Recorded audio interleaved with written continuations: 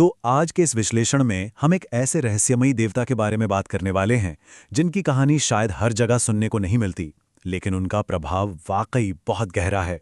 हम बात कर रहे हैं नल कुबेर की।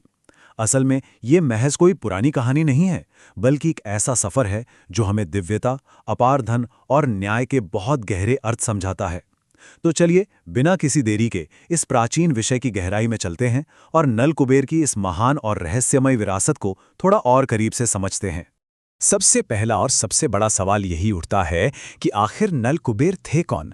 उनके माता पिता कौन थे और उनका पूरा परिवार कैसा था? ये सवाल इसलिए भी बहुत दिलचस्प हो जाता है क्योंकि पौराणिक कथाओं में अक्सर कई देवताओं की कहानियों में बहुत सी परतें छिपी होती हैं।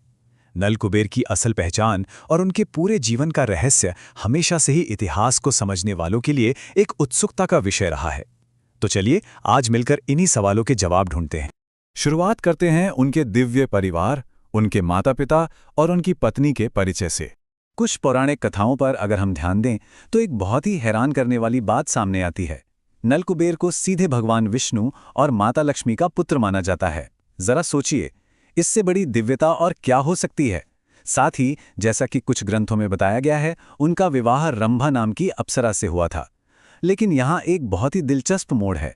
एक तरफ जहाँ उनके माता पिता और पत्नी का परिचय एकदम साफ और प्रभावशाली है, वहीं दूसरी तरफ उनके बच्चों को लेकर ज्यादातर पुराणों में कोई स्पष्ट उल्लेख मिलता ही नहीं है।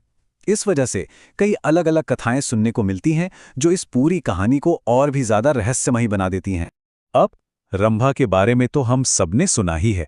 वो स्वर्ग की सबसे सुंदर और मनमोहक अप्सराओं में से एक मानी जाती थी। नल कुबेर का उनके साथ विवाह होना साफ तौर पर उनके अलौकिक रुतबे और भव्यता को प्रमाणित करता है। भगवान विष्णु और माता लक्ष्मी के पुत्र होना और फिर स्वर्ग की सबसे चर्चित अप्सरा के पति होना, ये सारी बातें हमें उस दौर के अपार वैभव की कल्पना करने पर मजबूर कर देती हैं। अब आगे बढ़ते हैं और देखते हैं कि उनका स्वभाव और उनका धर्म कैसा था। देखिए, मुख्य रूप से नल कुबेर को धन, वैभव और समृद्धि से जुड़े दिव्य देवता के तौर पर देखा जाता है। वो अपार संपदा के स्वामी हैं, पर यहाँ एक बहुत ही अनोखा कॉन्ट्रास्ट देखने को मिलता है।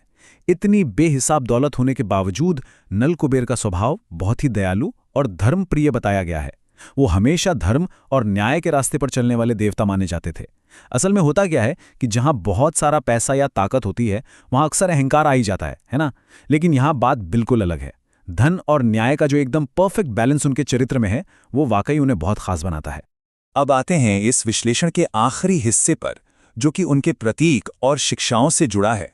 प्राचीन ग्रंथों में अगर देखा जाए तो नल कुबेर सिर्फ एक देवता मात्र नहीं है। वो असल में धन, समृद्धि और एक बहुत ही दिव्य वैभव के साक्षात प्रतीक हैं। वो एक ऐसी संपदा को दर्शाते हैं जो सिर्फ भौतिक तौर पर ही नहीं, बल्कि आध्यात्मिक तौर पर भी पूरी तरह से संपन्न है। जब भी हम सच्ची समृद्धि की बात करते हैं तो नल कुबेर का ये रूप हमें याद दिलाता है कि असली और सच्चा वैभव आखिर कैसा होना चाहिए। और यही कारण है कि नल कुबेर की कथा हमें धर्म, समृद्धि और न्याय का असली महत्व सिखाती है। जरा इस बात पर थोड़ा रुक कर सोचिए। ये सिर्फ एक कहानी का अंत नहीं है, बल्कि एक बहुत बड़ा जीवन दर्शन है। ये इस बात का एक बेहतरीन उदाहरण है कि कैसे अपार दौलत और धर्म दोनों एक साथ बहुत शांति से रह सकते हैं। पैसा और न्याय एक दूसरे के दुश्मन नहीं हैं, बल्कि जब ये दोनों सही मायने में मिलते हैं तो एकदम आदर्श स्थिति बनती है। और ईमानदारी से कहूं तो यही इस पूरी कहानी की सबसे बड़ी सीख है। तो अंत में एक बहुत ही बड़ा और सोचने वाला सवाल खड़ा होता है।